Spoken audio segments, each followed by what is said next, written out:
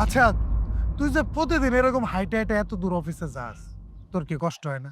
না বন্ধু, আমার কষ্ট হয় না। কষ্ট পেয়ে কি লাভ বল?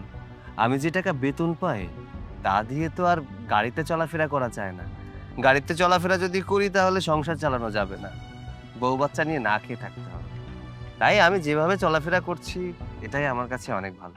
এইসব ফালতু কথা বাদ দে। তোরে আমরা কতবার বুঝাইছি, আমরা যেভাবে চাকরিটা করতেছি এইভাবে তুইও চাকরিটা কর। তুই তো আমাকে কোনো কথা শুনতেছিস না। তুই কি করতেছিস? তোর সততা সততা সততা, এই সততা দিয়া কিচ্ছু হইব না। যদি চাকরিটা আমাকে মতো করতি, এই যে হাইটে হাইটে এত দূর অফিসে কষ্ট করে যাইতে হতো না। আমাকে মতো এসি গাড়িতে কইরা তুই অফিসে যাইতি। এখনো সময় আছে বন্ধু, তোরে আমি আবারও বুঝাই বলতেছি যে আমাকে লাইনে আয়। তাইলে দেখবি বউ বাচ্চা নিয়ে রাজার হালে থাকতেছিস। আর নাহলে সারা জীবন এই যে রাস্তা দিয়া হাইটে হাইটে যাইতে হইব, কপালে ভাতটাও ঠিক মতো জুটবো না। শোন বন্ধু, আমার এই এসি গাড়ি আর রাজার হালে হারাম ভাবে চলার ইচ্ছা নেই। আমি সৎভাবে যেভাবে আছি সেভাবে শান্তিতে আছি। আমার মা আমাকে একটা কথা বলতো, অসৎভাবে যদি চলাফেরা করা হয় আর সেই সাম্রাজ্য বেশি দিন থাকে না, একটা সময় এর থেকে বেশি খারাপ হয়ে যায়। তাই আমি যেভাবে চলছি, যে টাকা বেতন পাচ্ছি, এই দিয়ে আমি একবেলা খেতে পারলেই হয়। আমার এর চেয়ে বেশি কিছু দরকার নেই। হ্যাঁ দেখমু এই সততা তোরে কই নিয়ে যায়। এই সততা সততা কইরা কিচ্ছু হইব না, কারণ এই দেশে সততার কোনো ভাব নাই।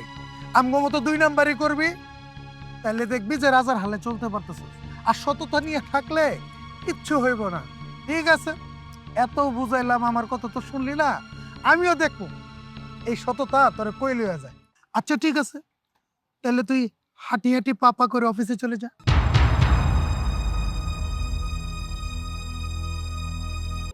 কোথায় গেলে? কি হয়েছে?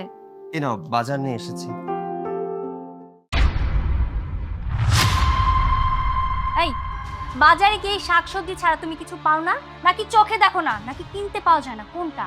প্রতিদিন বাজারে গেলে এই ব্যাগ ভর্তি শুধু শাকসবজি শাকসবজি আর শাকসবজি। এই এক শাকসবজি দিয়ে ভাত খেতে কার ভালো লাগে বলো তো? মেয়েটা আমাকে সব সময় বলে, মা আমি গরুর মাংস দিয়ে ভাত খাবো, বাবাকে বলো আমার জন্য যেন গরুর মাংস নিয়ে আসে। আমি মেয়েকে কি বলে সান্ত্বনা দিই জানো? বলি মা তোর বাবা যখন বেতন পাবে ঠিক তোর জন্য গরুর মাংস নিয়ে আসবে। এখন যদি আমার মেয়েটা ঘুম থেকে উঠে দেখে যে তার বাবা শাকসবজি এনেছে মাংসের বদলে, তাহলে মেয়েটাকে কি বলবো? সারাটা জীবন আমাকে কষ্ট দিয়েছো, এবার অন্তত মেয়েটার মুখের দিকে তাকিয়ে মেয়ের কথা ভাবো, নিজেকে এবার একটু পরিবর্তন করো। আচ্ছা, আমি কি এইসব বাজার আনি সাধে? আমার কি ইচ্ছা করে না আমার মেয়েটাকে গরুর মাংস দিয়ে ভাত খাওয়াতে? আমি যে টাকা বেতন পাই তা দিয়ে তো শাকসবজিও ঠিকঠাক খেতে পারি না, গরুর মাংস কি করে খাওয়াবো? তুমি তো ভালো করেই জানো আমার চাকরির যে অবস্থা, বেতন করির যে অবস্থা, তাদের সংসারটা ঠিকঠাক চালাতে পারে না। তুমি হঠাৎ যদি এইসব কথা বলো, আমাকে সাপোর্ট করো অ্যাটলিস্ট, তাহলে তো নিজের কাছে ভালো লাগে। এই থামো, তোমার অজুহাত বন্ধ করো। তোমার এই টাকায় শাকসবজি আনতে কষ্ট হয়ে যায় তাই না? তুমি যে বেতনে চাকরি করো ঠিক ওই বেতনে চাকরি তো তোমার বন্ধুরাও করে। তাদের যদি এই সেম বেতনে চাকরি করে ঢাকা শহরে ফ্ল্যাট বাড়ি কিনতে পারে, তাদের বউদের নিয়ে দেশ বিদেশ ঘুরতে পারে, দামি দামি খাবার খাওয়াতে পারে, গহনা কিনে দিতে পারে, তাহলে তোমার এত কিসের সমস্যা? তুমি তো একই বেতনে চাকরি করো, তাহলে তোমার বন্ধুরা যদি এত কিছু করতে পারে তাহলে তুমি কেন পারবে না? ফাইজলামি করো আমার সাথে? না, ফাইজলামি না। হ্যাঁ, আমি মানছি, আমি যে টাকা স্যালারি পাই আমার বন্ধু বান্ধব সেম টাকা স্যালারি পায়। ওরা ফ্ল্যাট কিনতে পারে, ওরা ভালো ভালো খাবার খেতে পারে, মাছ মাংস খেতে পারে, যেটা আমি পারি না। ওরা কিভাবে টাকা ইনকাম করে তুমি জানো? কারণ তারা বেতনের টাকার থেকে ঘুষের টাকা বেশি পায়। তুমি খুব ভালো করেই জানো আমি কোনোভাবেই আমার সততা বিক্রি করব না। সততা বিক্রি করে একটা টাকাও ঘুষ খাবো না। দরকার পড়লে মরে যাব, না খেয়ে মরবো, তবুও ঘুষ খাবো না। রাখো তোমার সততা। এই যে তুমি এত সততা সততা করছো, এই সততা কি তোমাকে ঘরে ভাত দিয়ে যেতে পারবে, নাকি 2 দিন না খেয়ে থাকলে তোমাকে খাবার দিয়ে যেতে পারবে? যে সততা তোমাকে খাবার টাকা কোনো কিছুই দিতে পারবে না, তাহলে সেই সততা রেখে লাভ কি? শোনো, আগে তোমার সংসারে আমি একা ছিলাম, তাই ভবিষ্যৎ নিয়ে এতটা চিন্তা করতাম না। এখন তো আমরা দুইজন নেই, আমাদের মাঝখানে আরেকজন আছে, আমাদের সন্তান আছে। আমাদের সাথে আমাদের সন্তানের ভবিষ্যৎ জড়িত আছে। আমি মা হয়ে আমার সন্তানের ভবিষ্যৎ তিলে তিলে নষ্ট হয়ে যাবে, সেটা আমি কখনোই মেনে নিতে পারবো না। শোনো, তুমি যদি তোমার নিজেকে পরিবর্তন করতে না পারো, তাহলে আমি আর আমার মেয়ে গলায় দড়ি দিয়ে মরে যাব। তবু এই অভাবের সংসারে আর থাকতে পারবো না।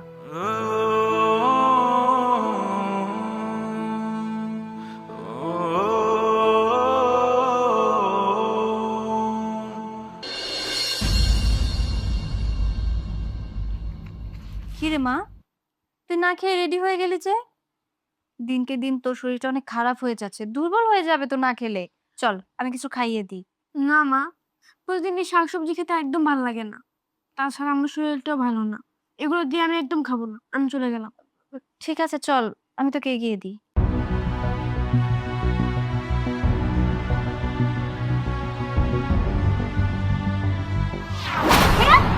খেয়া খেয়া খেয়া, খেয়া খেয়া, খেয়া কি হচ্ছে ওর? খেয়া খেয়া, তোর কি হলো মা? আচ্ছা এক কাজ করো, ওকে ধরে নিয়ে যাও, আমি ডাক্তার নিয়ে আসি। তাড়াতাড়ি তাড়াতাড়ি।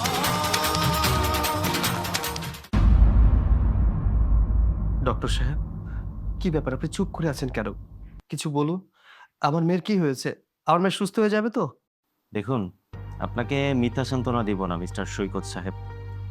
আপনার মেয়ের অনেক বড় ধরনের একটা রোগ হয়েছে, আর এই রোগ যাদের মধ্যে হয় তাদের বাঁচার পার্সেন্টেজ 10% থাকে, তাও আবার উন্নত চিকিৎসার মাধ্যমে।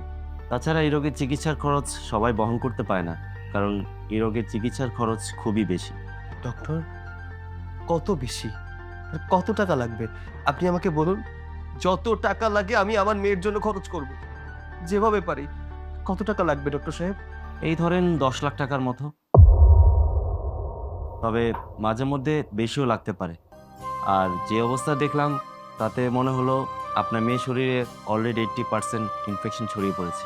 তাই বলছি কি, আপনার মেয়েকে তাড়াতাড়ি ট্রিটমেন্ট করার ব্যবস্থা করুন, অথবা আপনার মেয়েকে বাঁচানো যাবে না। না না ডাক্তার সাহেব, এই কথা আপনি মুখে মানবেন না। এই পৃথিবীতে আমার মেয়ে ছাড়া আমার আপন বলতে কেউ নেই। আমার মেয়ের কিছু হলে আমি সৈকত তোমাকে ছাড়বো না, কিন্তু তুমি যেভাবে হোক আমার মেয়ের চিকিৎসার ব্যবস্থা করো। আর দেখুন, আপনারা একটু শান্ত হন, এভাবে ভেঙে পড়বেন না। আর রোগীর এই অবস্থার ক্ষেত্রে একমাত্র আপনজনদের মন শক্ত রাখা অনেক দরকার, না হয় রোগী দুর্বল হয়ে পড়ে। আর আপনারা টাকার ব্যবস্থা করুন, আমি আমার সর্বোচ্চ দিয়ে চেষ্টা করব। আর তাছাড়া আপনার মেয়েকে বাঁচানোর একটা কারণ আছে, কারণটা হলো ওর মতো আমার ছোট একটা বোন আছে, আর আমি চাই না এই বয়সে ও পৃথিবী থেকে বিদায় নিক। ফলে ওকে দেখে রাখবেন, আমি আসি।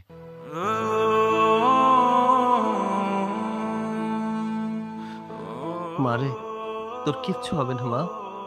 তোর বাবা এখনো বেঁচে আছে। দরকার পড়লে আমার জীবন দিয়ে তোকে বাঁচা, তবু তোর কিচ্ছু হবে না। তুই চিন্তা করিস না মা, চিন্তা করিস না। সৈকত সাহেব, আপনার মেয়ের কথা শুনে ভাই আর বসে থাকতে পারলাম না, দৌড় দিয়ে চলে আসলাম। শুনলাম আপনার মেয়ে নাকি মৃত্যুর সাথে পাঞ্জা লড়তেছে। আপনি টাকার অভাবে তার চিকিৎসা করে দিতে পারতেছেন না। জি রফিক সাহেব, আপনি ঠিকই শুনেছেন। আমার মেয়েটা খুব অসুস্থ। ডাক্তার বলেছে খুব তাড়াতাড়ি চিকিৎসা করাতে হবে, কিন্তু এত টাকা আমি কোথায় পাবো বলুন তো? আমার কাছে তো এত টাকা নেই। আমার কাছে যদি টাকা থাকতো তাহলে আমি চিকিৎসা করিয়ে ফেলতাম। মেয়ের চিকিৎসার জন্য আমি অনেক মানুষের কাছে হাত পেতেছি, কিন্তু সবাই আমার থেকে মুখ ফিরিয়ে নিয়েছে। সৈকত সাহেব, এই সময় সবাই আপনার থেকে মুখ ফিরিয়ে নিলেও আমি তো মুখ ফিরিয়ে নিতে পারবো না ভাই, কারণ আমরা তো টিকে আছি আপনাদের জন্য। আপনাদের এই দুর্যোগকালীন সময়ে আমি কিভাবে চুপ করে বসে থাকি বলেন? শুনেন ভাই, এই যে আমার পক্ষ থেকে 2 লাখ টাকা, আর আগামীকাল এসে আমি আরো 8 লাখ টাকা দিয়ে যাব। আপনারা আপনাদের সন্তানের চিকিৎসা করান। আশা করি এই টাকা দিয়ে আপনাদের মেয়ের চিকিৎসা খুব সুন্দরভাবে হয়ে যাবে। আমাদের মামুনি আবার আমাদের সামনে হাইসে খেলে বেড়াবে। 2 লাখ টাকা, 8 লাখ টাকা, মানে মোট 10 লাখ টাকা। এত টাকা আপনি আমার মেয়ের চিকিৎসার জন্য দিবেন? কিন্তু আপনি তো এমনিতে টাকা দেওয়া মানুষ না। উনি নিজের ইচ্ছায় আমাদের এতগুলো টাকা দিয়ে সাহায্য করতে যাচ্ছে, আর তুমি এখানে মানে মানে খুঁজছো? ভাই সাহেব, দয়া করে আপনি ওর কথায় কিছু মনে করবেন না। আমাদের এই বিপদের সময় এসে আপনি আমাদের পাশে দাঁড়িয়েছেন, আমাদের সাহায্য করতে চাচ্ছেন। আমরা চিরকৃতজ্ঞ হয়ে থাকবো আপনার কাছে ভাই। আরে ভাবি, কি যে বলেন! আপনি কেন আমার কাছে চিরকৃতজ্ঞ থাকবেন? মানুষের বিপদে তো মানুষই এগিয়ে আসবে। আজকে আমি আপনাদের বিপদে আগে আসছি, কালকে আমি একটা বিপদে পড়বো, আপনারা আগায় যাবেন। এটাই তো নিয়ম, এটাই জগৎ সংসারের সাইকেল। আর তাছাড়া আপনারা তো আমার পর না, আপনারা আমার আপন মানুষ। আচ্ছা সৈকত ভাই, আপনি বলেন তো, আপনার মেয়ে কি আমার মেয়ে না? হ্যাঁ অবশ্যই, কিন্তু তারপরেও এতগুলো টাকা তাই তো একটু খটকা লাগছে। সৈকত ভাই তো টেনশনে পড়ে গেছেন। আচ্ছা ঠিক আছে ঠিক আছে, আপনাকে আর টেনশনে রাখবো না। আপনার যেহেতু খটকা লাগছেই, খটকাটা আমি ক্লিয়ার করে দিই। এই যে আমি আপনাদের বিপদের সময় 10 লাখ টাকা দিয়ে পাশে থাকলাম, আপনারা ছোট্ট একটা কাজ করেন। সৈকত ভাই, আপনি যদি একটা ছোট্ট স্বাক্ষর করে দেন, তাহলে আমার বিপদেও আপনার আমার পাশে দাঁড়ানো হয়ে গেল। ব্যাপারটা কিরকম দাঁড়াইলো? আপনার বিপদে আমি পাশে দাঁড়াইলাম, আমার বিপদে আপনি পাশে দাঁড়াইলেন, সমান সমান। আমি জানতাম রফিক সাহেব আপনি শুধু শুধু আমাকে টাকাটা দিতে চাচ্ছেন, কারণ এই কয়েকদিনে আমি আমার অনেক বন্ধু বান্ধবের কাছে গিয়েছি, সাহায্য চেয়েছি, কিন্তু কেউ একটা টাকাও দিতে চায়নি। শুধু সাহায্য না, পায়ে পর্যন্ত ধরেছি, কেউ সাহায্য করেনি। আর আপনি আমার বাড়িতে 10 লক্ষ টাকার অফার নিয়ে এসেছেন, সেটা তো এমনি এমনি হতে পারে না। হ্যাঁ, এখন তো বলেই দিলাম, আপনি আমার এই ছোট্ট কাগজটায় ছোট্ট একটা সাইন করে দেন, তাহলে আমার পাশে আপনার দাঁড়ানো হলো। আর তারপরে এই 2 লাখ টাকা আর আমার চেক, টোটাল 10 লাখ টাকা দিয়া আপনি আপনার মেয়ের চিকিৎসা করান, তাহলে আমার আবার আপনার পাশে দাঁড়ানো হইলো, একে অপরের পাশে দাঁড়াইলাম। দেখলেন ব্যাপারটা একেবারে পানির মতন পরিষ্কার হয়ে গেল। এখন আর দেরি করেন না, আপনি এই কাগজটা একটা ছোট্ট স্বাক্ষর করে দেন, দিয়া তাড়াতাড়ি আপনার মেয়ের চিকিৎসা শুরু করেন। আরে চিকিৎসা ক্ষেত্রে যত দ্রুত চিকিৎসা শুরু করা যায়, তত দ্রুতই সুস্থতা আসে। তার আগে এটা বলুন তো, এটা কিসের কাগজ যার জন্য আপনি আমাকে 10 লক্ষ টাকা দিতে চাচ্ছেন? আরে ভাই, এত কিছু না জানলেও আপনার চলবে। আপনার টাকার দরকার, আপনি টাকা নেন, আমার স্বাক্ষরের দরকার, আমাকে স্বাক্ষর দেন, হিসাব শেষ। আপনার জানার দরকার না থাকতে পারে, কিন্তু আমার জানার দরকার আছে, কারণ আপনাদের মতো মানুষদের আমি খুব ভালো করেই চিনি। তারা সুযোগ পেলে মানুষের কলিজায় আঘাত করতে পারে।